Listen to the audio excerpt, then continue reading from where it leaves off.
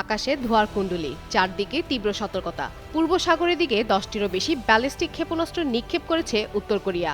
দক্ষিণ কোরিয়ার joint chief of staff জেসিএস এই তথ্য জানিয়েছে। শনিবার দক্ষিণ কোরিয়ার সামরিক কর্তৃপক্ষ জানিয়েছে, উত্তর কোরিয়া স্থানীয় সময় দুপুর 1:20 দিকে সুনান এলাকা থেকে পূর্ব সাগরের দিকে একযোগে 10টিরও বেশি ব্যালিস্টিক ক্ষেপণাস্ত্র নিক্ষেপ করেছে। জেসিএস জানিয়েছে, ক্ষেপণাস্ত্রগুলো দ্রুত শনাক্ত ও ট্র্যাক করা হয়েছে।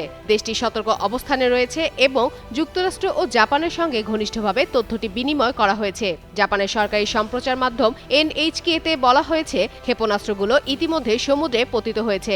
জাপানের প্রধানমন্ত্রীর অফিসও এ ঘটনা নিশ্চিত করেছে। বিশ্লেষকরা বলছেন, এই নিক্ষেপ অভিযান সম্ভবত উত্তর কোরিয়া ও যুক্তরাষ্ট্রের ফ্রিডম শিল এর উত্তরের প্রতিক্রিয়া। এই সামরিক মহড়া 9 মার্চ শুরু হয়ে 19 মার্চ পর্যন্ত চলবে এবং উত্তর কোরিয়া এটিকে আক্রমণাত্মক হিসেবে দেখছে। একই সময়ে কোরিয়ার ওয়ার্কার্স পার্টির কিম ইয়ো-জং সতর্ক করে বলেছেন, শত্রুপক্ষের সামরিক উস্কানি দেশের সার্বভৌমত্ব নিরাপত্তার কাছে বিপজ্জনক পরিণতি ডেকে আনতে পারে। উত্তর কোরিয়ার এই নিক্ষেপ নতুন করে উত্তেজনা সৃষ্টি করেছে পূর্ব এশিয়ার নিরাপত্তা পরিবেশে, যেখানে আন্তর্জাতিক মনোযোগ এখন চরম সতর্কতার দিকে কেন্দ্রীভূত।